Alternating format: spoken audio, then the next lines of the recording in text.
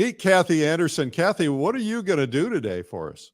Well, a little while ago, I discovered the secret to fabulous paintings, and it's simplification. When you go out there and you see like a massive landscape with a million trees, or for me, because I'm so much into flowers, I go out and I look at a giant hedge of forsythia or a giant hedge of quince, and you think, where do I begin with something like that? How do I simplify something like that? That is what I would like to talk to you about today.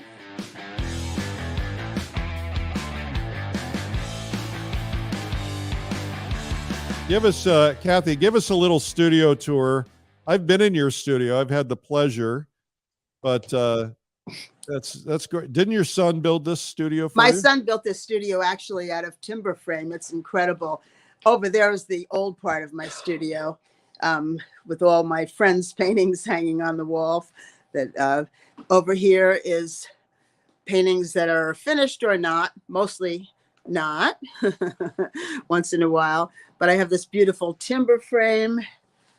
And coming over this way, this is the area that I work in. I have beautiful views out the window of the woods, but obviously the shades are all down now. This is where I work with a big monitor over here. And then I have my little couch, which people say, oh, you'd have so much more room in your studio if you didn't have a couch. But, that's where I do all of my looking at my books. And is that Kathy, is that the casting couch? Here's the most important part of my studio. Notice how she just skipped right over that. Look at my books. See how far they go? From there all the way down to there. It would be nice if you could actually bend down to be able to get to them. I can, but usually I can't get up then. I have to stay and look at them on the floor. But I always tell my students when I teach that all your answers are in your books. Here I am. Am I here? You're there. Yeah. All your answers are in your books. When I have a problem, no matter what it is, I know exactly what book to go to find the answer. And I sit down on my comfy couch with my cats, and I go through the books, and they're like, boom, I find the answer, and I run back to my easel. It's so exciting. So are you finding the answer by looking at the pictures, or by reading? No, looking at the pictures. I've never actually read any of those books. Well, you have to learn how to read first. I read what? I said you have to learn how to read first. I know. I missed that part. No, Richard Schmidt's books, Alla Prima, cover to cover, and Sherry McGraw's drawing book, cover to cover. Otherwise, I gotta probably mention that is that you had the pleasure of being a member of the Putney Painters and getting to know Richard very deeply and Nancy Guzik. Mm-hmm. Can you tell us just briefly about that and what were your biggest takeaways? Because how many years did you spend with Richard? 10, 20? Oh, I joined the Putney Painters in 2000. It was when they just about first started. So what is that? 21 years. Yeah. I didn't get to see Richard over COVID for obvious reasons. So the last time I saw him would have been when COVID kind of started. But Nancy and I are still very close. And I can tell you absolutely, what did I learn from the Putney Painters? What did I learn from Richard and Nancy? It makes no difference what you paint. It's how you paint it. I saw Richard take the most mundane things that I would think, what the heck is he going to do with that? And turn it into the most exquisite painting. And sometimes when I stop and I say to myself, like, oh, maybe here I am painting this again. I wanted to do it when I started. Otherwise, I would never start. And then I remember, it's how am I going to interpret this? How am I going to paint this so beautifully that everyone will just be stopped in their tracks? And that's what I learned from them, really. Doesn't your subject, if you're madly in love with your subject, that's the key. Well, you are madly in love with your subject. I mean, I know you have a beautiful garden and you like to pull in flowers, and you have kind of a season where you can get flowers. What do you do when you can't? A lot of the times over the winter, I'll be working on paintings that I started. And that's one of the things I go over a lot is how to work on paintings that are started, because I try to keep up with the flowers as I'm going, and then I don't have time to finish the painting because the next thing is blooming. So I have to try to get far enough that I can go back successfully using photos, using my memory, because I paint from life 90% of the time.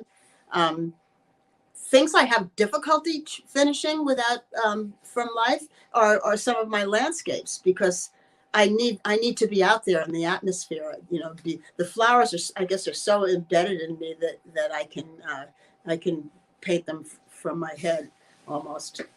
So. Oh, well, all right. So let's get started on simplification.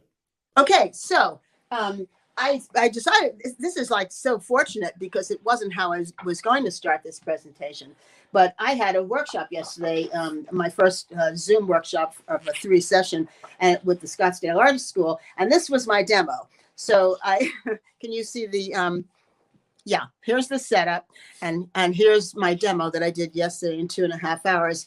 And as soon as I set it up, I said, uh-oh, I'm in trouble. Why did I do this? Because I realized 2.5 hours with talking, how was I going to do this? So I started to breathe like Nancy Guzik teaches me. Stop, calm down. You know you can do it. So the first thing, and I almost never draw first unless I don't know where my head's supposed to be. Where's my head supposed to be?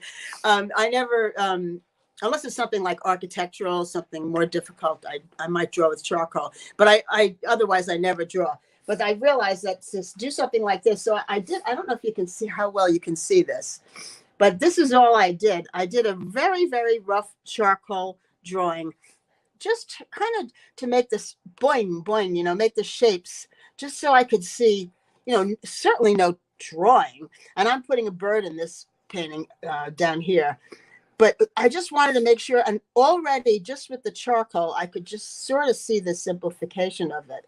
So I did that, and then I actually just wiped out the charcoal. I just wiped it off. But the way I started this painting is that I thought to myself, okay, I'm not going to start painting quints. I'm not going to start painting these little tiny things one at a time. What is the feeling of this? Excuse me. What is the feeling of this setup? The feeling of this setup to me was really the movement of the I say white flowers, but they're really light values. That's so seeing the light. These are pulled out, by the way. That I'll show you later how I do that. But the light values dancing through, and the red going through. So those were my two kind of themes to keep you moving around the painting.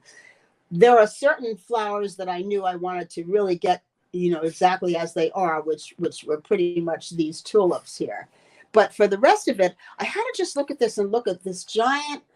If you come back, actually, I'm going to monitor the camera right now. If you come back here, I had this large, just sort of dark value in here. So I'm kind of looking at it like that. And instead of painting it as put the branches in, put the leaves in, what I did was I just did this my background color, which is in there, which, by the way, was transparent oxide red and Viridian Rembrandt paints. This was just one big value in here. And then I just values really close. I just put some red spots here. They're not really flowers. None of these are flowers. Just put them in very, very, because you always have to know that you can go back and put your detail over it. So this area and these areas, that's what this was like before I put in the pansy, which this is not a viola. This is not finished. It's too bright. But then I put these little things on top of it, and see how my background, I just left it. And it just gives you the feeling of the depth that's going on there.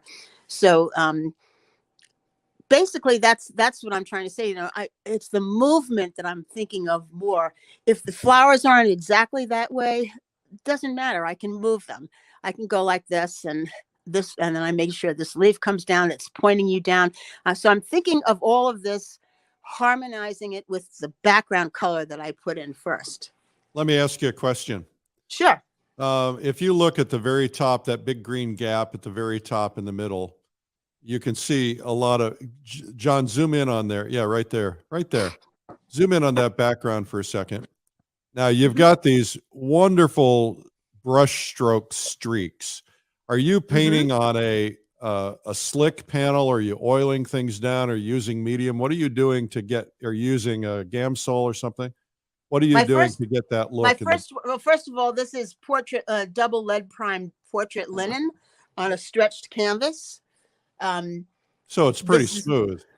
it's smooth, but you can see there is some grain there. Yeah. And I usually put I almost always put my first wash in with Gamsol, keeping it, well, you're going to see it because I'm going to do a wash today. So you're Okay. going to see exactly how I put my first wash in. All But I right. usually use Gamsol. I've been recently using a gel medium product, but I use it actually more when I'm out in the landscape. In the studio, mostly just put that on with Gamsol. Yeah. But I'm going to show you how I'm doing that. All right. Cool. Thank you. Okay. So I'm going to move on to what I said this was about. We'll take this away. Pardon me if I'm sniffing. I do have a cold. I'm just going to run over here for 1 second. Well, now all of us watching are going to catch it. Sure. Thank you very Well, much. Dean already did. Gonna get an electronic cold. Okay. Cold. So this is the painting that I believe you showed. My cardinal painting that I did in my backyard. So I had my concept. Look at this bush. They're like, oh my God, how are you going to paint that? Right? Who's going to be able to paint that? Nobody. But yet I did. No. So I went outside and I knew I wanted to put a cardinal in here because I see them in there. I like to be authentic with animals and birds and keep them in there, unless of course they're in my still life. That's a little different. So I went out to my yard, and what I did first, I looked around for a branch that I knew a cardinal would sit on. So that's how I decided which section. I didn't look at that giant bush. I went out there and I just thought, well, what's the anchor that I need for this painting? And it was that branch. So here's my first block in. And now you can see the close-up. That's the actual shrub. Here is my next block in where I put a little bit more of the background in. And I'm going to demonstrate this in a minute, by the way. Right. You can see it. Pardon? Oh, you can see it a little more closely here. See all this nice gray back here and the whole shrub, because the quince comes in without leaves first, just tiny suggestions of them. So that's kind of what I did here. I just put all of this kind of a gray background right here. And then I kind of pulled out, which is the way I paint a lot of the time, most of the time. And then I started putting a little bit of the flowers. When you have a mass like this, you really only need to choose a couple. And it doesn't matter where they are. If you look at this right here, I picked these from outside. So if I was going to paint this, here, let me get a little closer with that. If I was going to paint this, I would look at this quick and I would say, oh God, look at this one. That's so beautiful. I'm going to pick that one. And I'm going to make sure that one is so beautiful. But then maybe these down here, they would just be as I did back in the painting, and just, back in the painting and just do this area, that kind of a thing to start. So maybe just to get me excited, I would paint a couple to fruition so that you would see how beautiful the quince bush is. Whoops, I just realized I was pointing your name. You weren't there. A couple of them to completion. Sorry. I'm not a cameraman. John just walked away. Anyway, so this is the way I started. Like I said, I went outside to my garden several times. And then the bird, this is so funny. Of course, we all know how many birds and anything you want is on the internet. This is what I use. This is a catalog. The date on it is 1987. I have a whole file with all kinds of, with all different species of birds. What? So, Kathy, would Yes. you address the idea of painting from photographs versus painting from life? Yes, I do. I believe in using photo reference, and usually it can only be done successfully if you have a lot of life painting experience. That's why I can paint a garden from life. I could paint in a huge painting from a photograph, excuse me. But I wouldn't even be able to get the energy or the feeling in me to try to paint a certain kind of a landscape in maybe, just trees and something that would get me so excited. John, can you hand me that tree painting over there, please? Something that would get me so excited in person in a landscape, I couldn't even imagine coming home and trying to, taking photographs and coming home. This painting I did up in Putney from life. I finished it in the studio, but the trees, these were all done from life, everything here. I went over some of these leaves and things. But I paint landscape a lot. I was a member of the Rocky Mountain Plein Air Painters, and actually, I used to always go for the flowers there too. The aspen trees I love so much. You and Roger Rossi. I have a landscape painting that you gave me that you painted out at the Flume in the Adirondacks when you came up to the Adirondack event one year. Well, I'm happy that you have that. Now it's time for you to buy I one am of my too. I'm waiting for you to die so the value goes up. Okay, so I just wanted skipped right past that one too. I did. I wouldn't want that to happen, Kathy. I love you. Well, it's gonna happen, Eric. So here is what I was going to show you. So I did this. Whoops, is this too much in the way? I'm afraid to. Is that in the way too much? A little bit. I can't move it. Here, can you move that table just a tiny bit? Everybody give a thumbs up and a heart for John, the cameraman / husband. Studio boy. Studio boy. That's what he's known as, actually.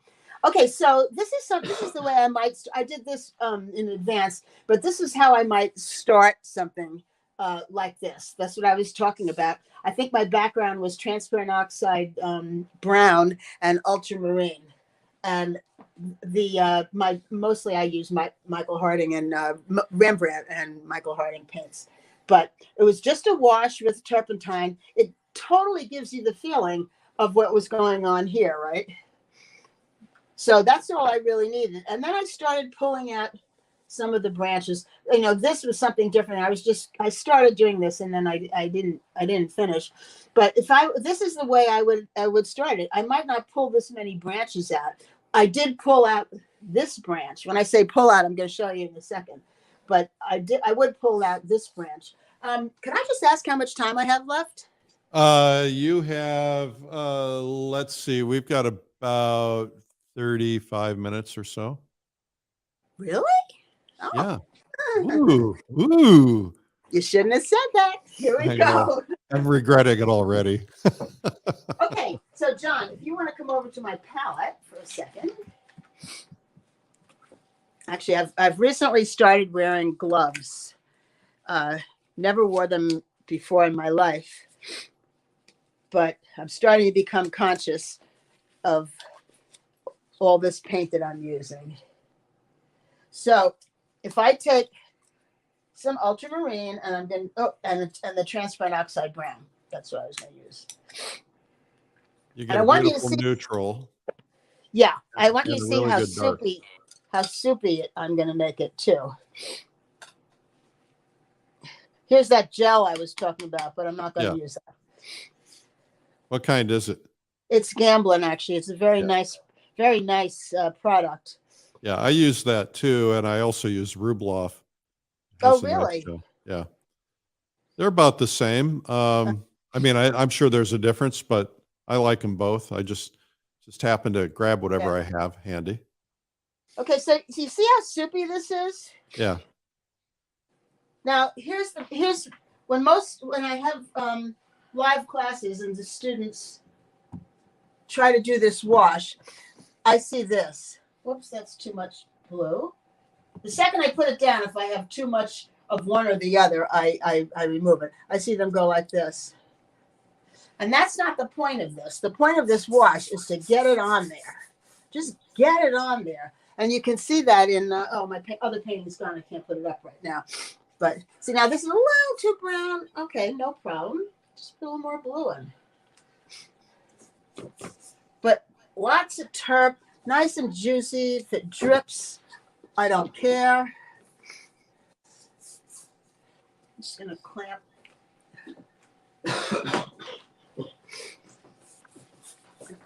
You can see this, right? Yeah. Okay, good.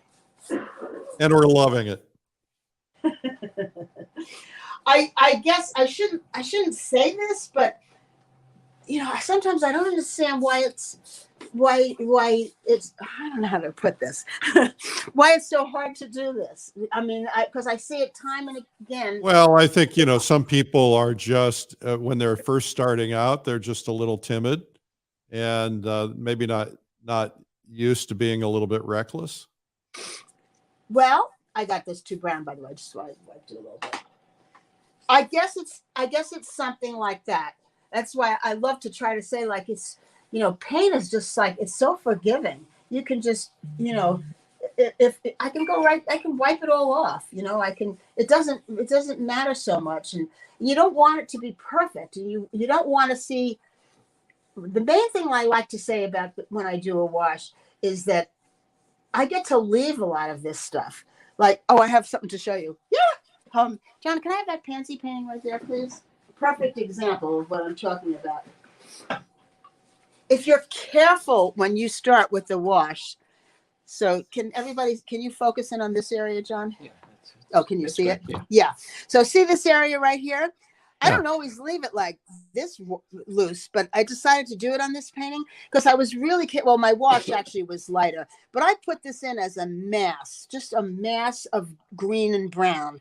And it came out so pretty because it was mixed colors and, it wasn't fussy. And I said, oh, I'm just going to leave it this time. Because a lot of times what I'll do is I'll go over it like this with just a few edges here and there.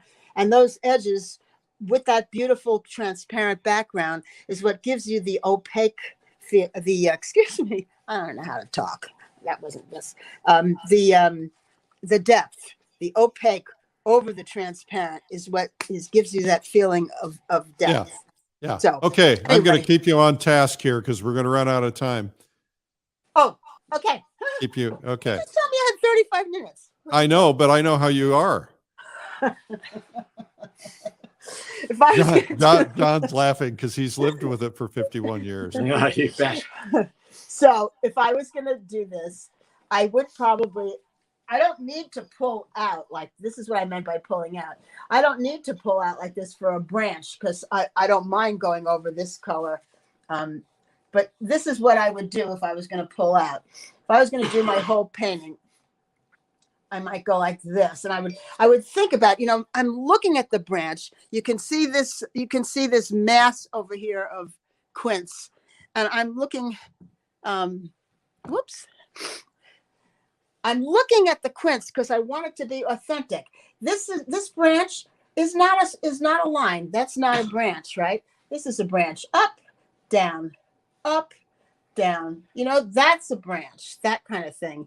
Up, down. Make it beautiful. Make it so beautiful. And then if I was out there, I might want to just go like that so that the bird was, whoops. You realize the thing I say the most when I do these things are whoops. That's my favorite word. Whoops. Whoops. All right, everybody put it in the comments. Whoops. Wow, look how quickly that comes together, just drawing with paper towel. But I would do the bird probably in the studio. I might put him out there, but who knows. But anyway, so this mass of the quince here, what did I say, right? Pull it out, just pull it out. And by the way, when I want to paint a beautiful, transparent, clear, colored flower, I like to do it on a white canvas because it makes it sing on a white canvas if you paint. If I paint a flower, now if I was a real alla prima painter that used heavy, thick paint, I could go right over this. But because I paint thin and build up, I need to have the white canvas. So I'm just thinking of a mass of the flowers here, right? And then I would take, okay, now, Eric, you have me a nervous wreck. I've done my job. With my time. Okay, so Ah, Here I. Where's my garbage? Over there. Thank you. Okay, so okay, here's the biggest thing I learned from Richard Schmid: clean, clean, clean. He used to say, whatever is on the palette is going to wind up on your painting. So if you want ultramarine and transparent oxide brown flowers, keep your palette clean. That's my motto. So if I wanted to put I'll take a little cad red and maybe a little alizarin and a touch of brown. Just trying to get a little tighter on it. Yeah. And I'm just going to put it in kind of like this, you know? yeah. Now, I'm not worried here about anything because I know I'm going to turn these into flowers. If you guys are enjoying this, make sure you share it and hit the like or the heart button. That way other people will see it. Maybe nobody will hit it. See, now when it's going into the shadow, do you see that I don't mind picking up some of the background because it just makes it a little bit darker. So once I get to this stage, I'm going to do this like so fast because I know Eric's just going to take the big hook and drag me off the stage. I'll do that at the plein air convention. I'm going to actually bring a big hook. You actually did that to me once. I won't tell anyone. Although I just did, didn't I? I just did. You're right. Take a little alizarin. I'm just going to do one flower. Supposing I just have one. See, I'm going right over the transparent background. And then I'll add a little white to the red. A little white with maybe a little yellow. A little more red in. And I'll turn it into, and of course, people are probably saying like, well, yeah, she's doing that, but I could never do that. And you know why you couldn't do it for the most part is drawing. If you must have your drawing skills under your belt, you just have to have them. One of my favorite quotes that I always say is, "Through knowledge comes freedom," which means I'm free to do whatever I want because I don't have to think about the drawing. See, because although this is a crappy drawing, so I'm just contradicting myself right now. But I don't have to think about it once you get your drawing skills. So I'm just showing you how I could pop out one of the little quinces. I'm not going to fuss to finish painting it right now. And have I lost the part about simplifying? Yeah, I was just going to ask you about what's this got to do with simplifying? Absolutely nothing. No. Okay. No, it's very simple the way you've done it, but I think you could touch on that a little bit. Okay, like all the leaves, right? Like right now the leaves are out with the flowers. So all the leaves, I would put them in like this. Maybe sometimes I'd leave a few holes of the gray coming through, but I would put them in the same thing. I would do the same thing again. I'd put them in like a whole thing like this, just as a mask. I might get the value. I would look up there and put a value that's a little darker here. And then Hey, is John there? Because I've had a request to zoom in a little bit. Sure. I don't know if I can get too much closer. Yeah, because there's no place for me to stand. That's all right. You can stand. That's okay. We got it. All right. So supposing I wanted to put some leaves on here now, right? Something like that. Wow, just made that three-dimensional suddenly. Something like that. And then I might go back and pop it in. But I have to tell you, this just comes from a lot of experience of doing it and doing it from life. See how I can pop that out then. And I think to myself, oh, well, there's got to be some branches there, right? So, all right, maybe I'll make the branch go up there. In other words, now I'm picking my branches. I'm using my subject to get the accuracy of the quality of what I'm painting. But for the most part, I'm sort of just designing it as I go. Well, what I want to do is emphasize what you've done here in case somebody missed that. And that is that you've taken the complex subject with all the crazy little flowers and you've clumped them into a couple of big shapes. That's exactly what I've done. Thank you, Eric, for You're noticing. welcome, Kathy. I'll be your interpreter anytime. I always need an interpreter. So that's what I would do. Basically, I would go back and forth until I made it like, whoops, I'm pointing, but I'm not, until I made it into something like this. And then I would make judgment decisions, like having my darks, paying attention to where they're going, paying attention to where the greens are going. In other words, I'm just, it's it's simplifying it down a little bit. It's really hard to explain this fast, but I'm hoping that. Do you try to connect your darks? I do. I think about that very, very much. Like, look, can you point to this one, John? See, look at that little dark here, dark there. And I'll show you.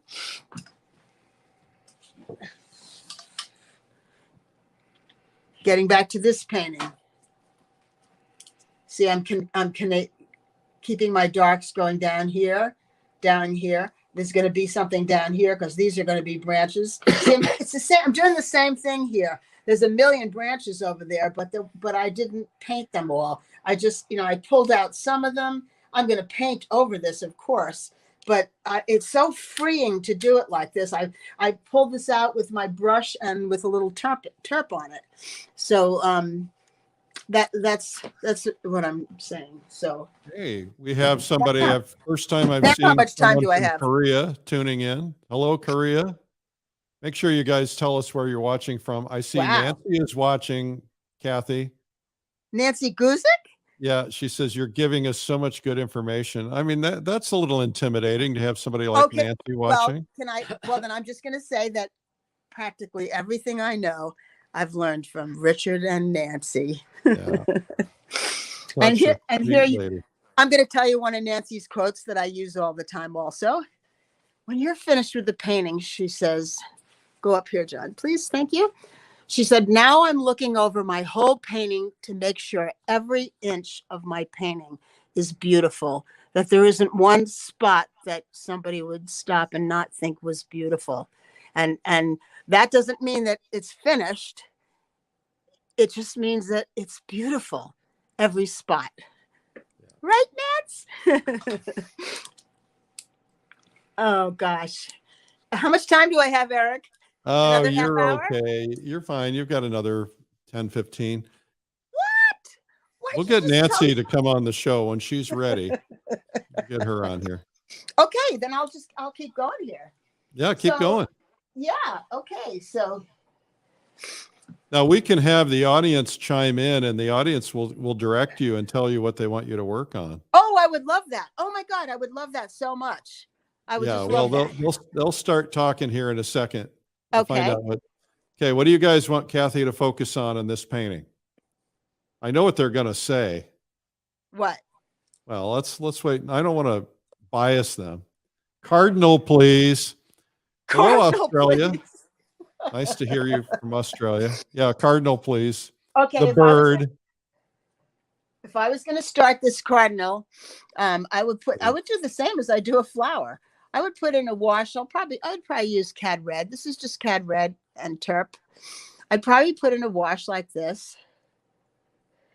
First of all, I can tell you I'd be so careful with the drawing, which I obviously have not done right now.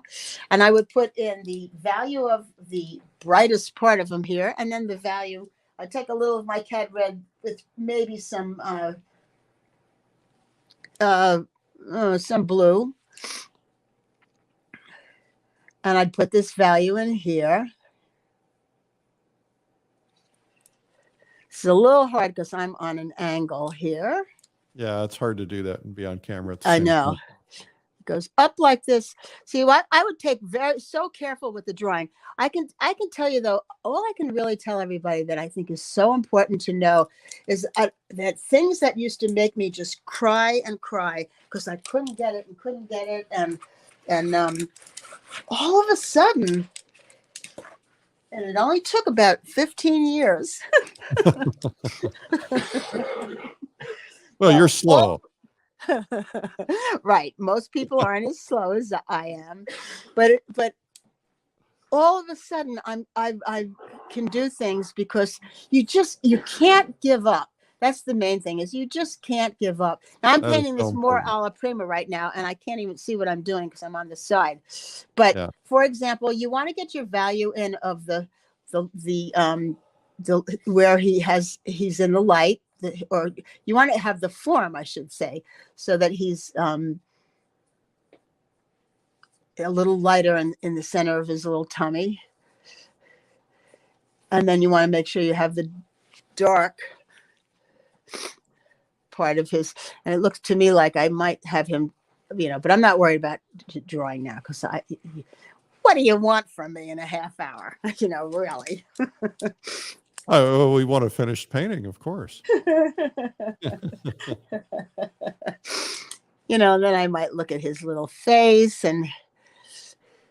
okay, so I guess this is a very interesting question. I guess when you say the bird, we'd like to see the bird. I'm really just painting him. So I would love that person to tell me, what about the bird? There were several people. Well, somebody said the shadows. I want to ask you a question related to this. So Sure. let's look at this subject, and you have two masses. One mass is the bird, the other mass are the flowers. Let's Yeah. say that you wanted the bird to be in the painting, but you really wanted to draw most of your attention to the flowers. Would you then define the bird less, keep it softer like it is now, and really sharpen up the flowers so you're drawing the eye there? What would you do? Well, to start with, I wouldn't put him there. I mean, what would be, I guess I could put him there and put him in a deep shadow, but I probably wouldn't put him there. That would be to start. Yes, of course, it would be to keep him a little bit more subdued. But in a lot of my I like to put birds in a lot of paintings, and in a lot of them, you almost don't. I have a painting that I did many years ago of a bird sitting in a giant thing of pansies, and a couple of people said to me, "Oh, I didn't even see the bird. I see the. Oh my gosh, there's a bird there. I didn't see the bird." That's what So I call an Easter egg. Right? It's a surprise. It's a pleasant surprise. it's a pleasant surprise, I hope. But I love to paint like a deer that's hidden in the woods or something like that. So I think the main answer for me, I wouldn't put him there. I might have him if I was doing this painting up here.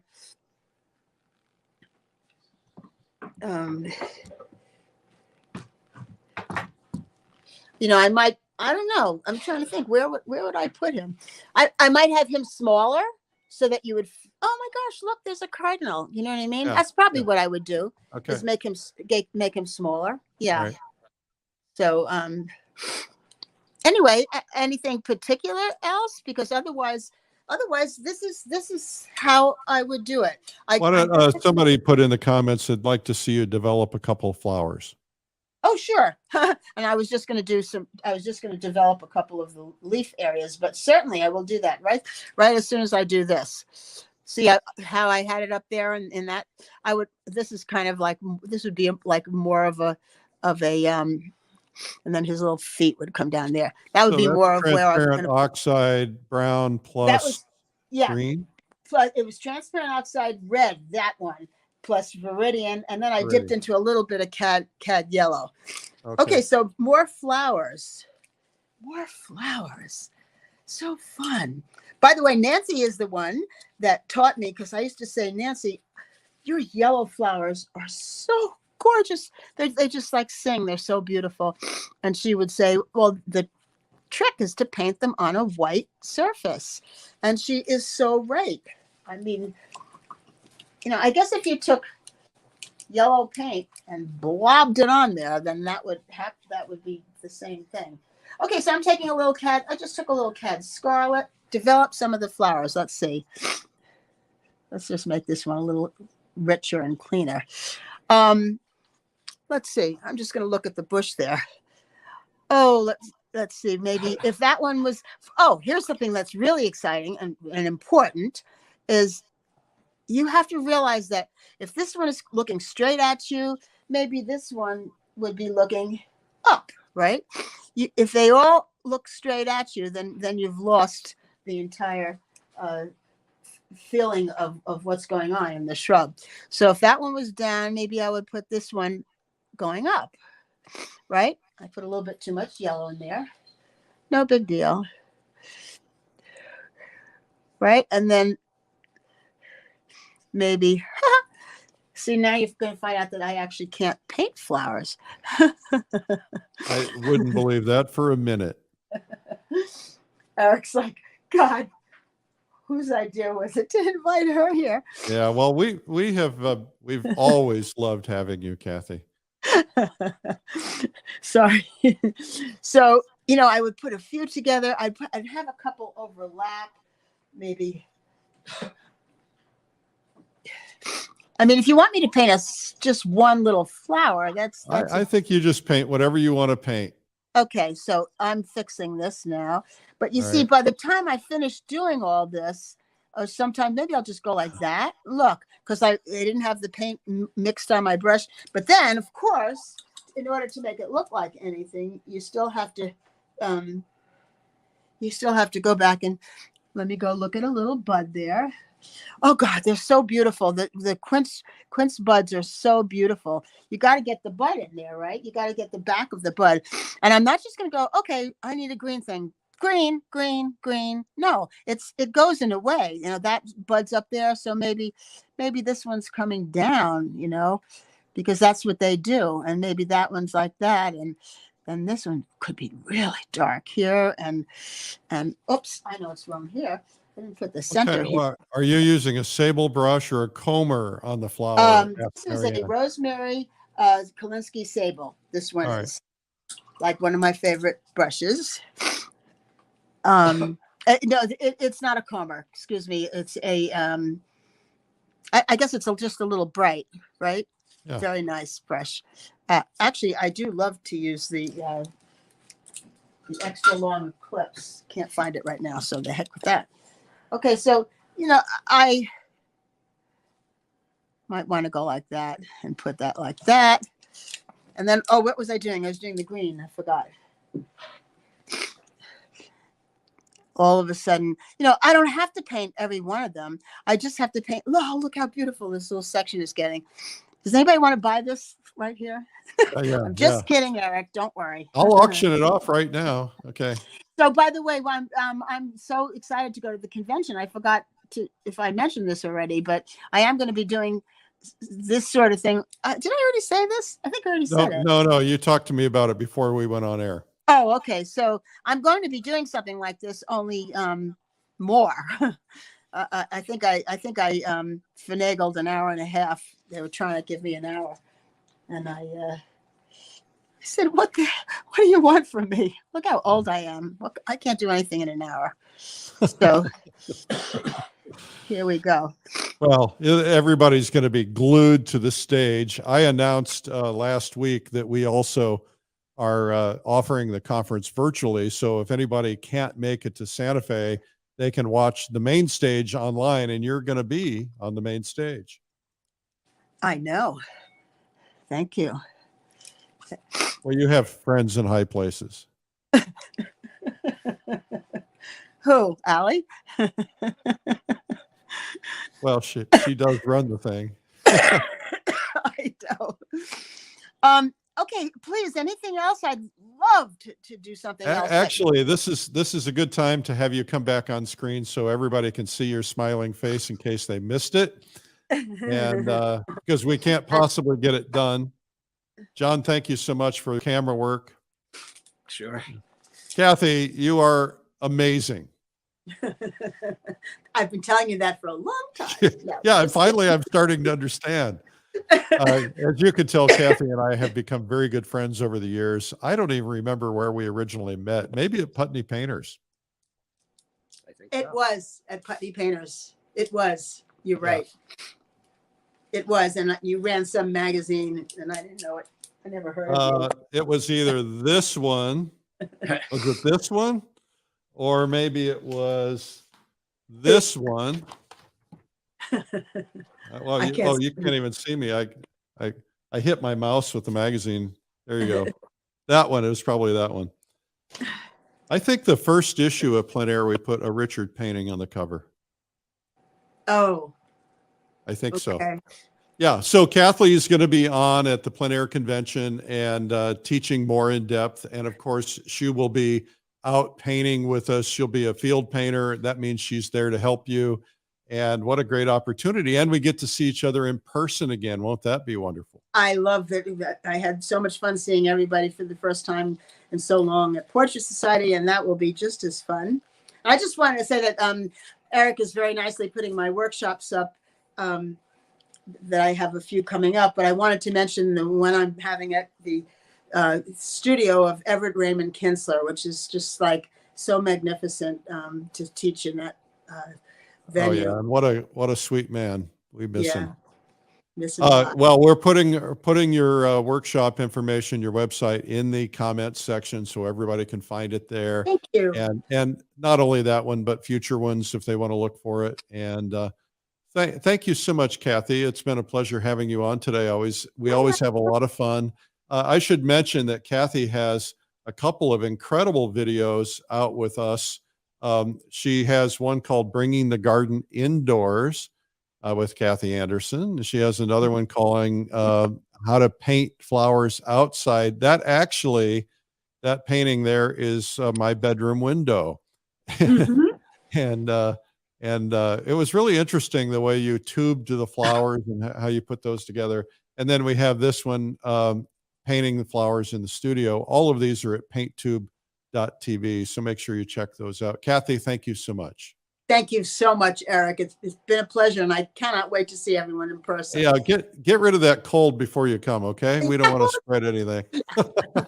I will. All right.